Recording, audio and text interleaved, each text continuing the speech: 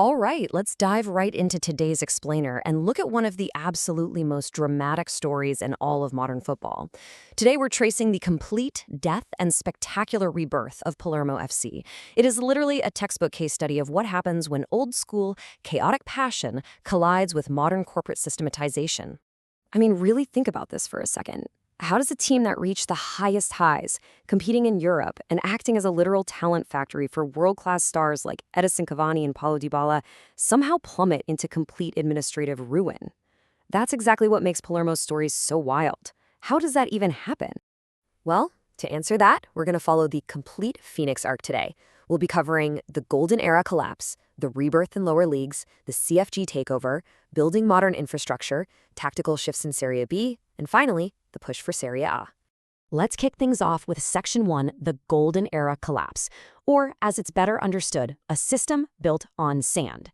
To really grasp the fall, you have to understand the Zamparini era. Back in the 2000s, Palermo was a competitive mainstay in Italy's Serie A, but here's the catch. Their entire sporting model was massively reliant on plusvalenze. Basically, that means capital gains from selling players. They'd find amazing talent, develop them, and flip them for a huge profit. The problem? That is a highly volatile strategy if you don't own your stadium or even have your own training ground. You have zero long-term physical assets to fall back on when your sporting performance naturally dips. And dip it absolutely did. When the team's performance dropped on the pitch, the unpaid liabilities just started piling up behind the scenes. This whole house of cards culminated in a 2019 FIGC investigation into management irregularities that ultimately expelled the club from professional football altogether. Bankrupt. Over. The old Palermo was essentially dead. Which brings us to Section 2, rebirth in lower leagues, rising from the ashes. You see, the city simply refused to let their club die. The mayor of Palermo invoked a regulatory loophole allowing a Phoenix club to start completely over down in the non-professional fourth tier. And the smartest thing this new local ownership consortium did? They intentionally carved out 10% of the club's equity specifically for a supporters' trust. It was an absolutely brilliant move to restore community faith and transparency right from day one.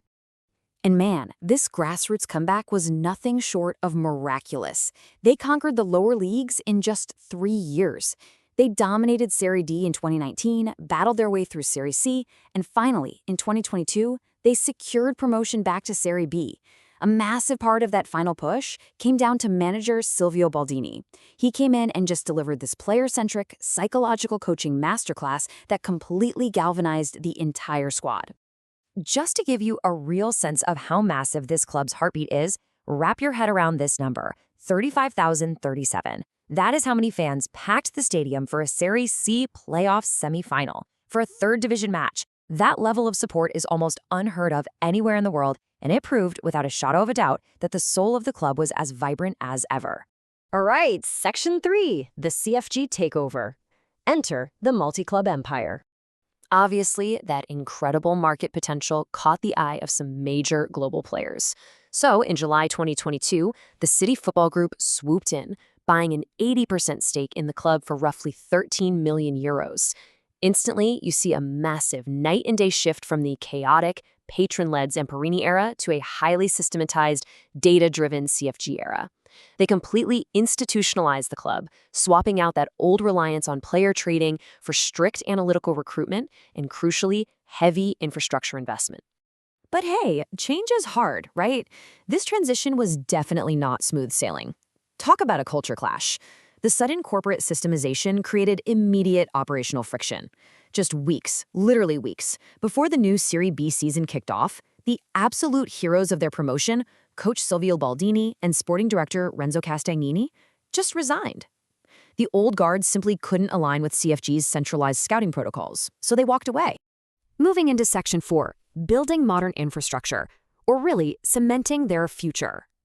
So despite that initial friction, CFG immediately got to work doing something previous owners never ever did, building actual owned physical assets. The crowning achievement of this new era is the City Football Academy in Torretta.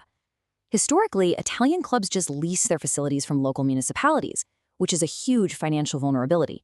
This new academy, it's the club's very first owned training center in its entire 123-year history. 123 years.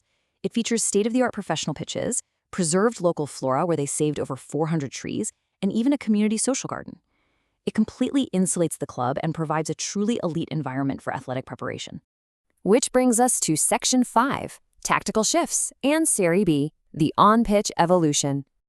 So how did all this corporate strategy actually translate onto the grass?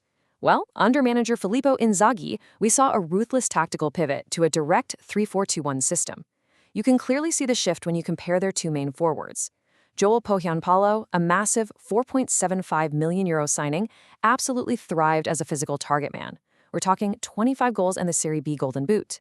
But Matteo Brunori, the club captain and absolute hero of their climb from Serie C, he was a more mobile forward. He just didn't fit the new direct system. He lost his starting spot and was eventually loaned out to Sampdoria. It was a cold, highly calculated sporting decision that prioritized the system over sentiment. Yet, football is a cruel game sometimes. Despite this hyper-focused tactical vision and Paulo's incredible goal-scoring run, the 2025-26 season ended in absolute heartbreak. They were painfully knocked out in the playoff semifinals by Catanzaro, losing 3-2 on aggregate. That one defeat kept them locked in Serie B for another year, which really just goes to show how insanely competitive this division is. And that leads us right into Section 6, the push for Serie A, the 2026-27 horizon. So here we are looking at July 2026, and Palermo is practically foaming at the mouth, absolutely determined to finally secure that promotion. Sporting director Carlo Asti is aggressively streamlining the squad to fit Inzaghi's vision perfectly. They are bringing in hardened top-flight veterans, guys like Hernani, snapped up for €1.1 million from Monza, who provides the exact technical quality and defensive work rate Inzaghi's desperately needs in his midfield to stabilize the entire formation. And their preparation for this season? It perfectly showcases the ridiculous commercial and logistical power of the CFG network. After starting their preseason in the Dolomites, they are embarking on an unprecedented international tour. They're literally flying to Perth, Australia to face their sister club Melbourne City, and then taking on Serie A giants Juventus. This isn't just a basic training camp. This is a massive statement of global ambition. So, I leave you with this to chew on as we wrap up this explainer. We've seen them fall to the absolute bottom, get rescued by their die-hard community, and now completely rebuild themselves under a global football empire. The infrastructure is firmly there. The tactics are dialed in. The only question left is, has this historic club finally built the corporate and tactical foundation necessary to conquer Italian football once again? We are definitely going to find out this season. Thanks for hanging out with me today, and keep a close eye on the Phoenix of Sicily.